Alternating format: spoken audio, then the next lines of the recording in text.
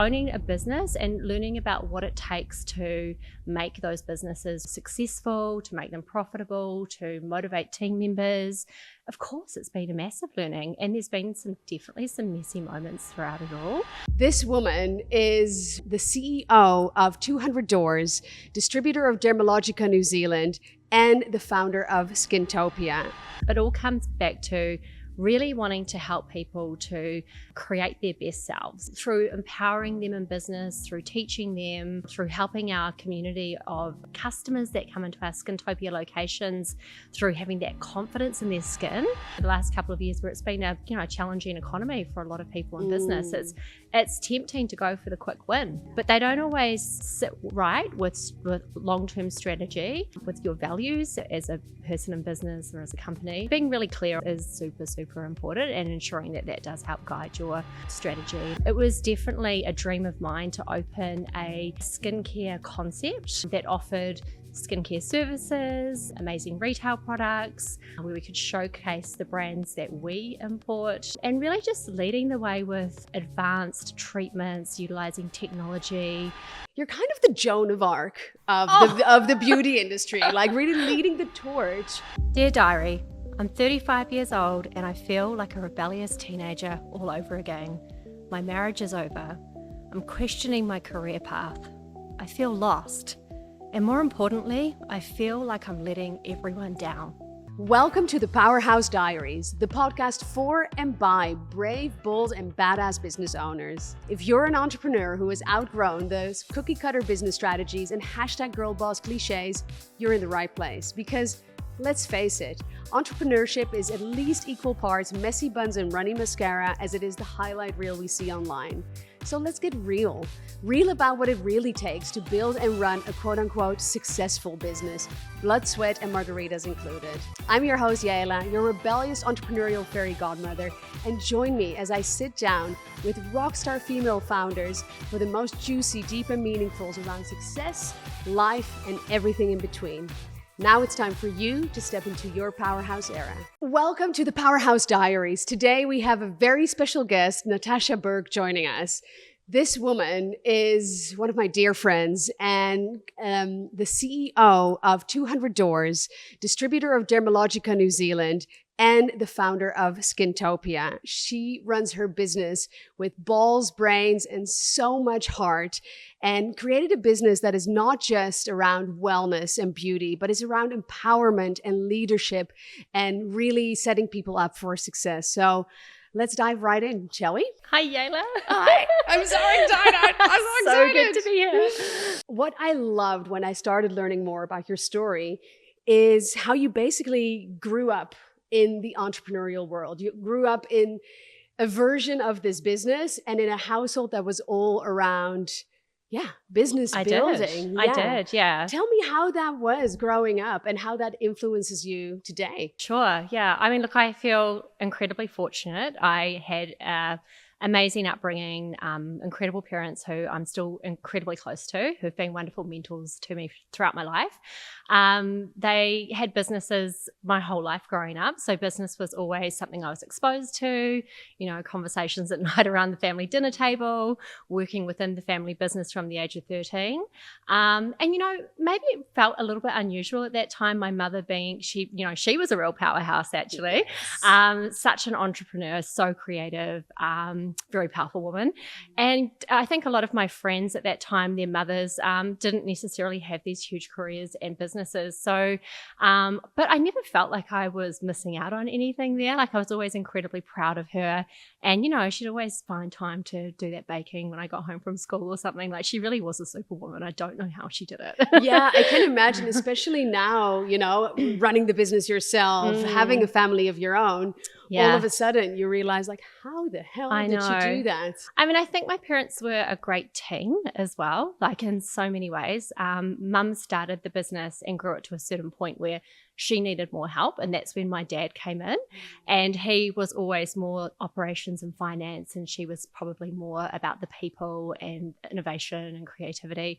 And they had this really complementary skill set, so it just worked. That's so important, I think, in partnership and especially within a family business, that everyone's really clear on kind of their jurisdiction. Yes. And, it actually brings me really beautifully into one of the questions that I was thinking about the other day, because coming into it, especially as, you transition from the child, well, you're always the child, but, and step into your role into the business, that must have been an interesting experience, both for you, because you wanted to kind of create your autonomy and make your mark, and possibly also for your parents, because you also always see your kid as your little girl, no matter how old you are. I don't know that it was really that difficult. I feel like my parents put a lot of trust in me, but there was also so much exposure growing up in the business. And then I really feel like I earned my stripes, Yes. like my education pathway was probably perfect. We're in the skincare industry. I went and I studied to be a professional skin therapist.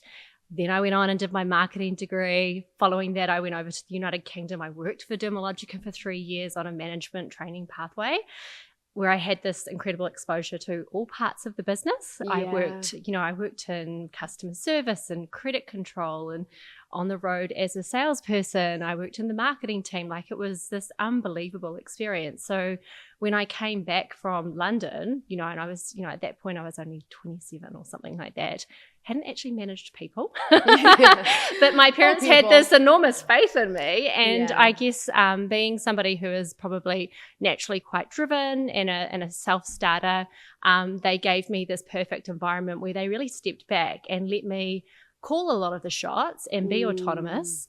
Maybe the downside of that was really, you have to learn through your mistakes. So yes. I got to make plenty. I learned a lot. Perfect. That's the only way I learned. But my parents did give me a lot of room to grow as a leader in business, and they were happy to take a step back. But of course, they were still involved. They were still directors of the company. There were aspects that, of course, I couldn't make big financial decisions without them involved. But for the most part, with the day-to-day and probably driving the general strategy, they were quite happy and quite comfortable to let me do that. So I feel blessed because I've always had this role where I've, it hasn't been hard to keep interested and keep excited in my career, because I feel like I've got this opportunity to constantly create direction for myself as well as the company, and it's been exciting. That's so beautiful. And I think it's really important because we need to, we are always evolving, hopefully. I think otherwise we're in trouble. And with that, our business does too. And I think the minute you box yourself in too much with the business is exactly like it is, that's when you can feel stuck. Totally. But I also really love the all-round background. I think, how do you think the kind of that education pathway you were describing, where you're really in every area of the business, how do you think that informed you as an entrepreneur today? Well, I think it's been incredibly important for the industry that I'm in. I work with so many small business owners, predominantly women, female-founded organizations. I'm pretty sure that our industry probably puts more women in business than any other industry, which is something that I feel incredibly proud and privileged to be part of.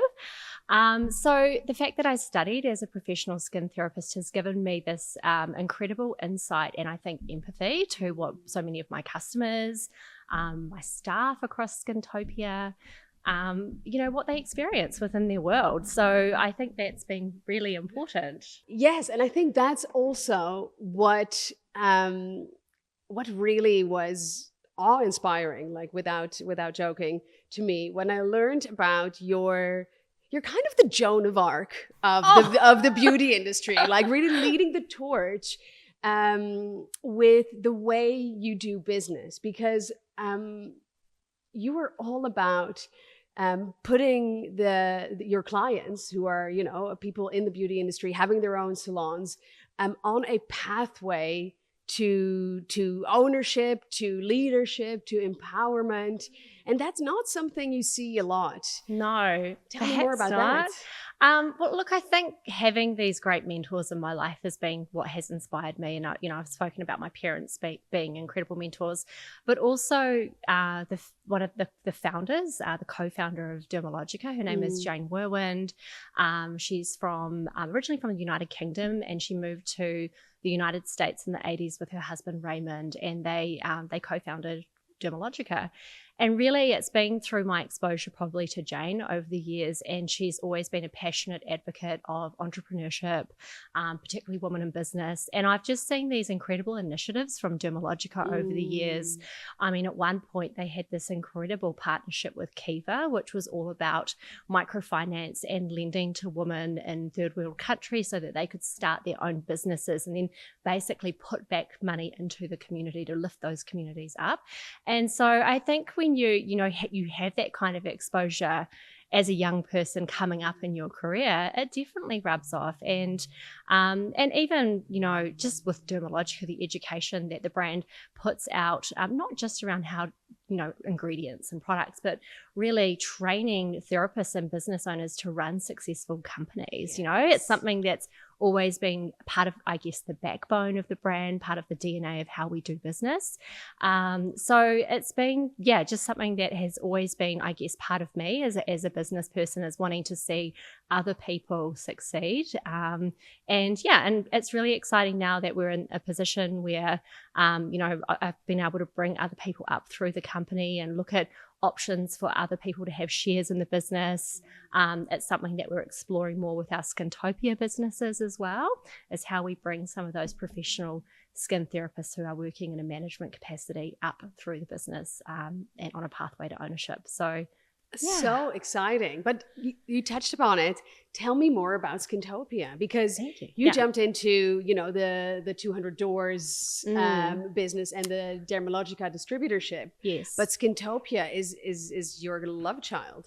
Yeah, I guess it's my baby. It's the business that I founded. And, going back, probably if we just go back a little bit in terms of one of the key changes in the business over the last 10 years would be around the time that I took over ownership of the company from my parents.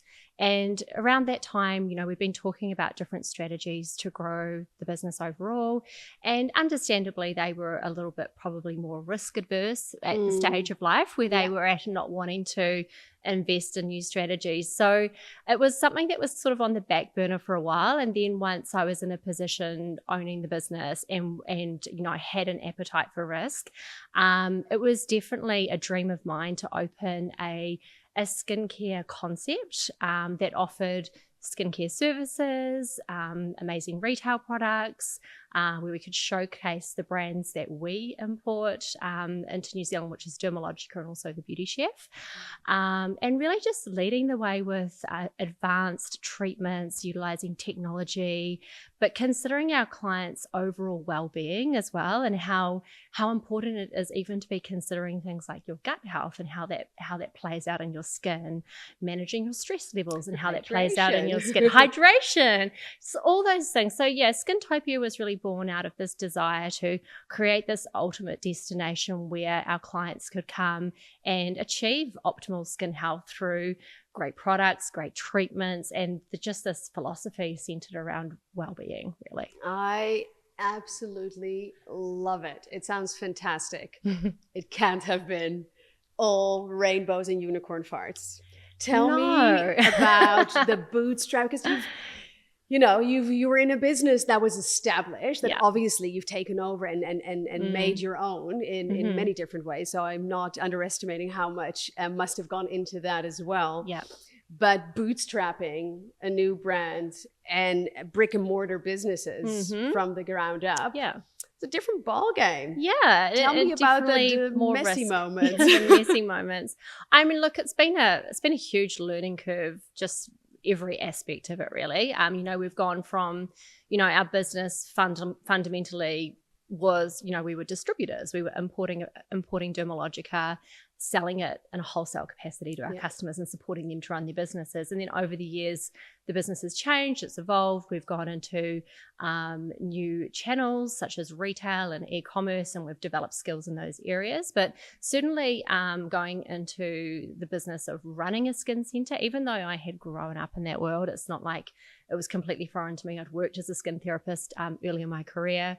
But yeah, owning a business and learning about what it takes to make those businesses really, successful, to make them profitable, to motivate team members. Of course, it's been a massive learning, and there's been definitely some messy moments throughout it all. We've got 5 locations now, 3 in Auckland, 2 in Wellington. We had a location that didn't work out, which, we had to. Like? Yeah, that was hard. It was an expensive lesson. And, I've learned things along the way about acquisitions, liquidation of a business, messy. But also there was, a reason behind that as well. So with all of those things has come some incredible learnings. And I feel that I've had this huge opportunity to grow as a leader in business. Absolutely. I think that's how we grow the most. Like, I think the most important thing is not to be too afraid of quote unquote failing, because that's how we learn. And it's not necessarily failure. It's more of like, okay, this is not it, or not in this way, or not at this moment. And how can I tweak and move from there? Right. And I think people often say, like, if you knew how hard it was going to be, you probably wouldn't try in the first place, right? Absolutely not. Yeah. So sometimes you just have to learn these things along the way. So definitely, I mean, having the business, the Skintopia location at Commercial Bay was one of the big lessons that I learned. And just really understanding, just the cost structure of the business, and really having to get very close to the financials and understand, the percentage of overall expenses that you can devote to, say, rent, learning more about, the return on investment for the fit out, all of these things, there's been some big lessons around that, as well as understanding what it is that our customers want too. And I think what we've worked out is at the high street suburban locations are perhaps a better fit, than a shopping centre for the type of customers that we serve at Skintopia. Yeah. And I think with a lot of these lessons, like you say, you got more acquainted with the numbers. If I look at my own life and career, like one of my most kind of fabulous fuck ups, and I call it a fabulous fuck up because I don't think I would be here and have built and run and sold the businesses that I have if I didn't fuck up so royally quite early on, was exactly around that. Like, I nearly went bankrupt because, I don't know, the numbers kind of didn't interest me. Like, I saw the numbers interested me in sales, and I was like, oh my God, I saw the money coming in, and I felt like such a big girl. But understanding the margins and understanding the risks and all those little, and the relationship between sales and profitability and cash and all of those things, right? And it sounds so like basic. Well, it is basic, but I think especially young female founders, often we start because we have a certain passion or a certain vision. And don't necessarily, have that interest even in how all those little parts of the business work. Yeah. And then you get really interested very quickly when things are going wrong. Yes. I think I didn't sleep for like 4 days while I YouTube University, like basic accounting principles. Yes. But I turned the business around because of it. Yeah. And look, I think that's been a huge lesson for me throughout my career as well. I mean, like you, numbers probably are not what spins my wheels, unless it's, being a sales and marketing person, of course, you're always looking at top line revenue figure. But, that has definitely been a lesson for me, and something that, I often, advise other people is, you have to get really great advice, but you also have to take an interest in these things yourself. You have to upskill yourself. It's an expensive lesson to learn otherwise. And I've been there. I've been there. Same. Effective though, I do, like, in my opinion, want to add one thing to it. You have to get great advice. You need to, get your hands dirty and like develop an interest. Or if you don't have an interest, tough luck. Like, just kind of get amongst it. And I think you also get to trust your intuition.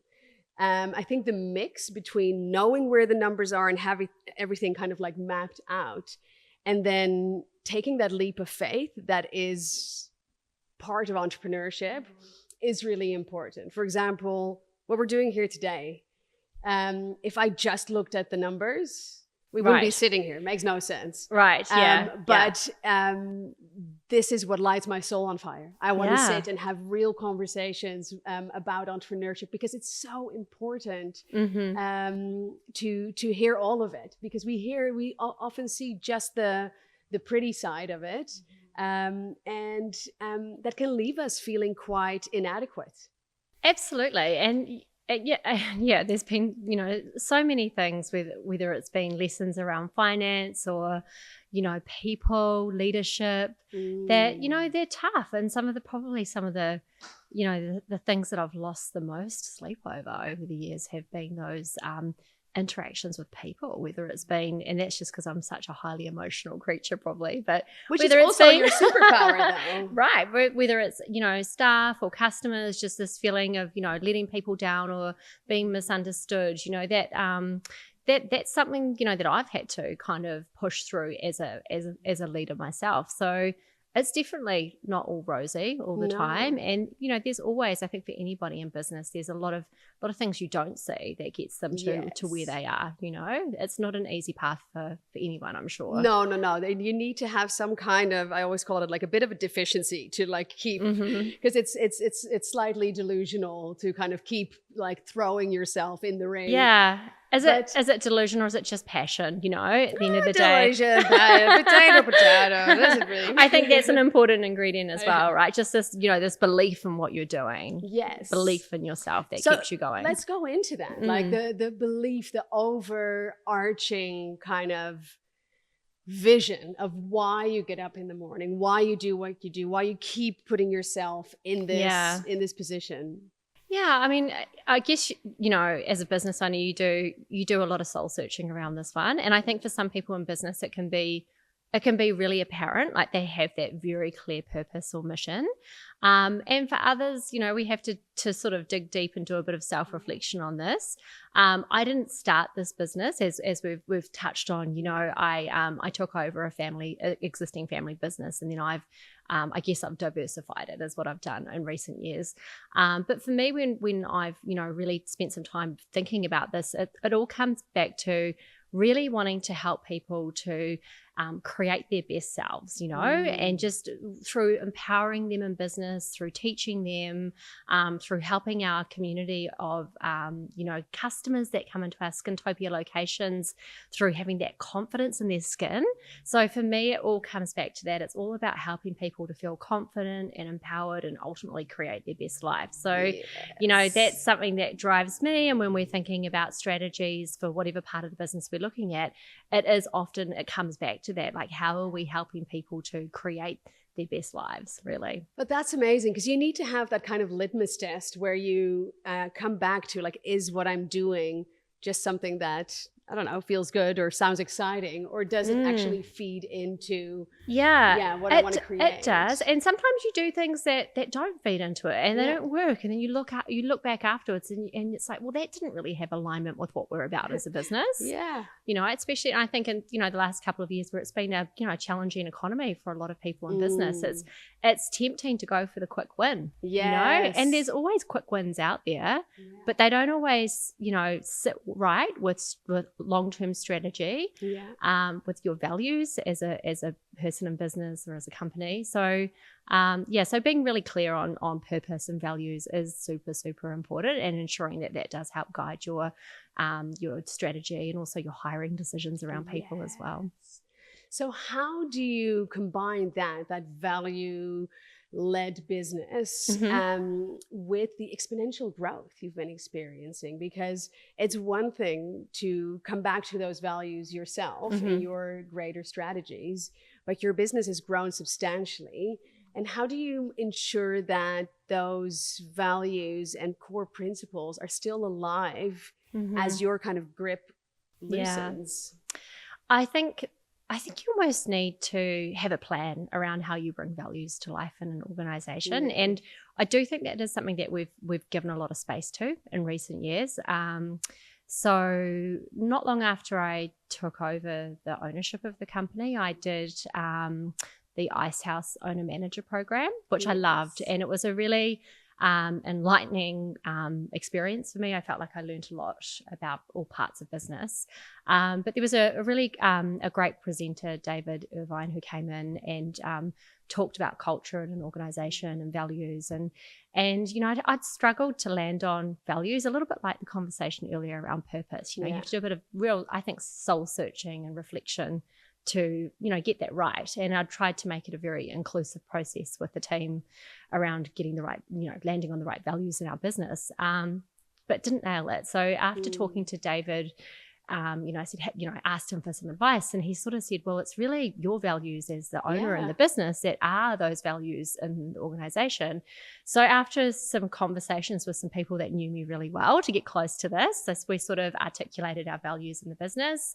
And my business partner, Angie, and I, we've, over the years, we've really communicated these a lot. So whether we are, starting at that recruitment process, when we're advertising for a job, we talk about our values. When we get people in for an interview, we talk about values. They are in people's performance appraisals. We have shout outs every month and at our team meeting about people living the values at work. Every year there's an overall winner. So, and of like values as nominated by your peers, not just by myself and Angie. And I think it's through that we've really been able to bring values to life, because, a lot of people have them in business, but don't necessarily talk about them, and then they're not top of mind. Or live them. Yeah, or live them. And it is important. And look, we've, there's been some things over the years where we have, made some decisions around hiring, or maybe it's been in a job interview itself where it's become apparent that person doesn't fit the values. So it's a decision not to move forward with hiring them.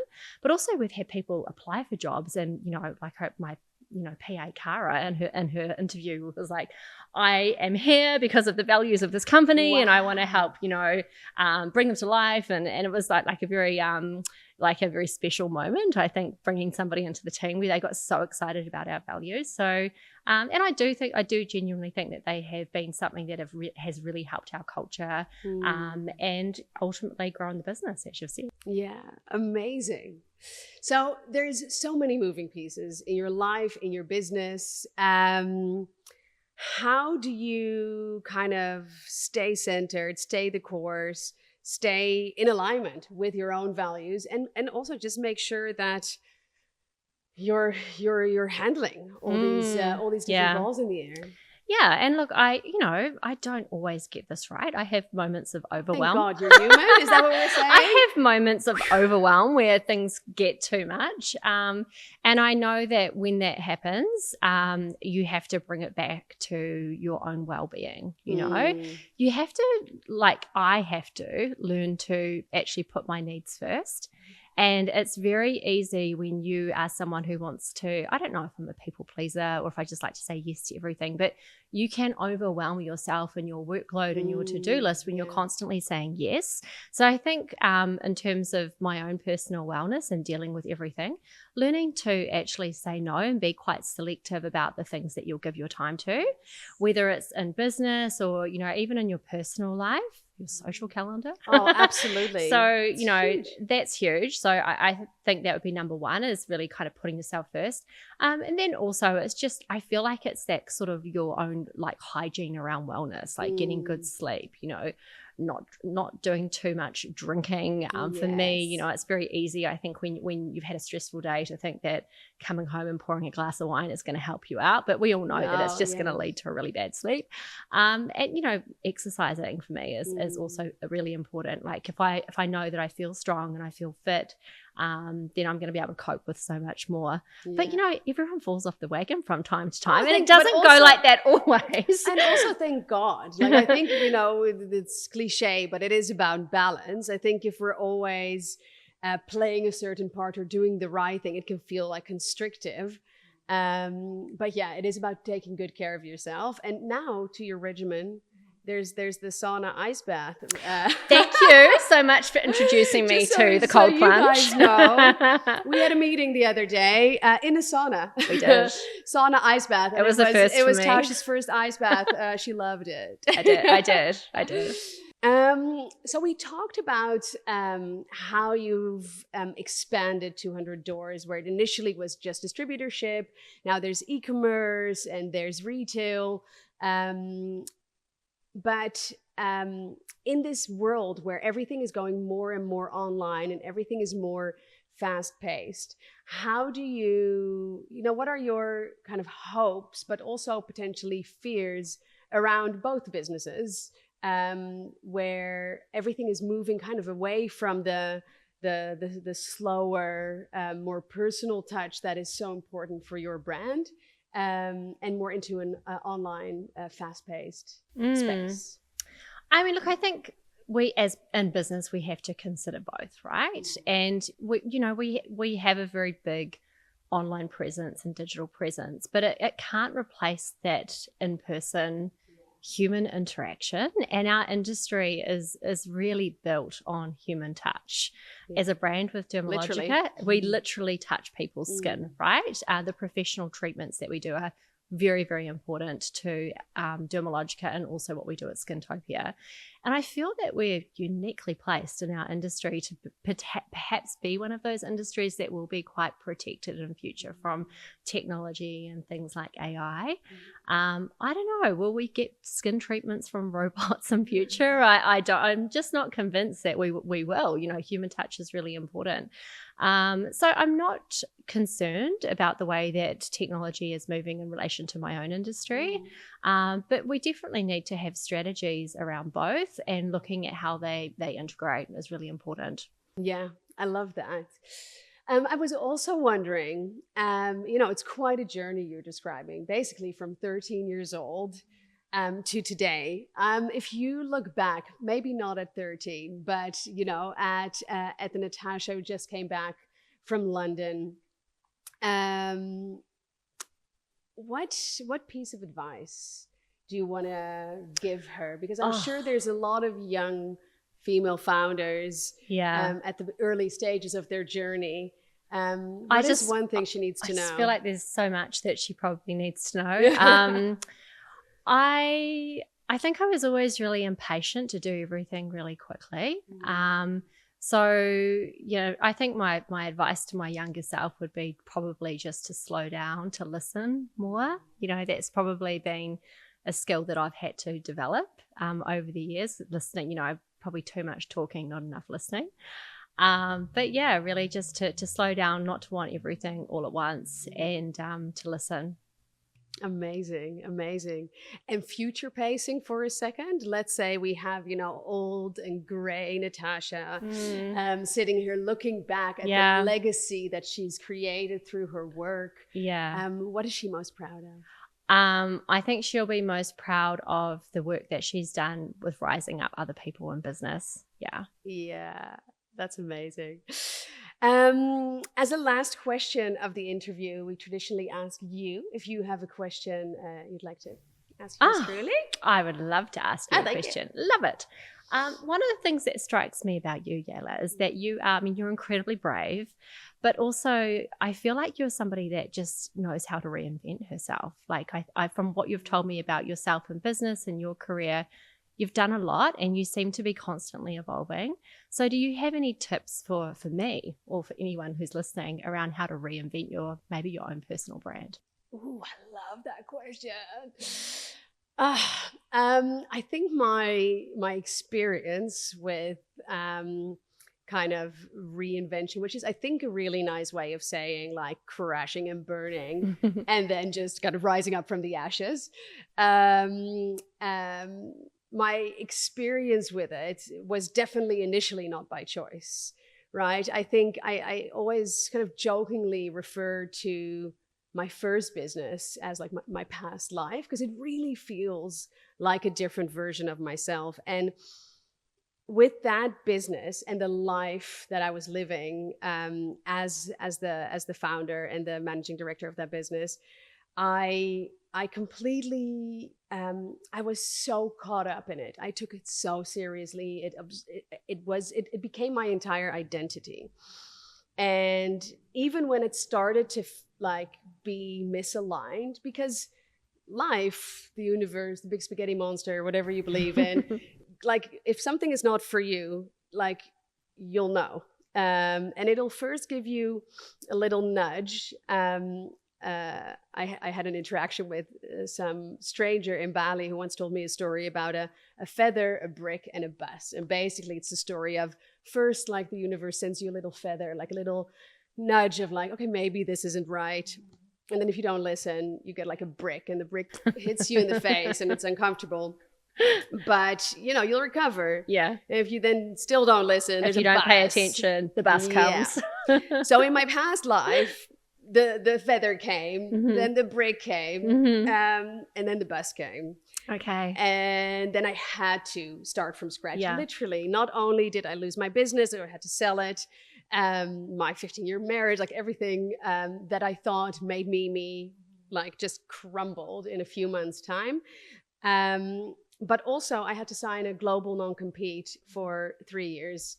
So anything I'd ever done up you had no choice. I had no choice. I'm like, okay, well, what else can I do? I don't know. So is the lesson here get hit by a bus? No.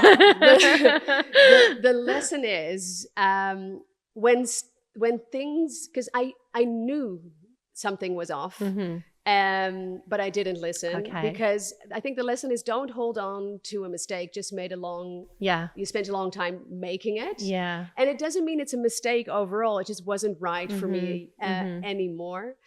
And I think right at this point in my life and in my career, it's almost like it's like my business kink. Like I love kind of that cycle of death and rebirth where I'm like, I'm a growth-oriented person just like you are. And with that growth comes that the version of me that existed 6 months ago, that's just not here anymore. I love it. It's like you're shedding your skin constantly. Yes, absolutely. I'm just, and there's so much freedom that comes with that. And the only way you can do that is if you accept that you're going to fuck up, and trust. One of my favorite quotes is by a lady called Rebecca Campbell. She makes these card decks, and I use this quote everywhere. Anyone who's listening, who's like has been a coaching client or in my team, they will have heard this a million times. But it says, if you dare to follow the breadcrumbs of what lights you up, you'll inevitably end up lighting up the world around you. And in my past life, I held on to what strategically made sense. And now I just follow the breadcrumbs of what light me up and trust that it'll bring me somewhere cool. I love it. Yeah. I love it. Thank you. Thank you so much for being here today. Thank you for having me. It's been so good to talk. I know. We should do this more often. Always. And for you guys, all the information about Natasha, the businesses, she has something amazing also for you guys, for anyone who leaves a review. All of that will be posted in the show notes, so you can follow her, stalk her, and virtually hang out with her. Thank you. Thank you.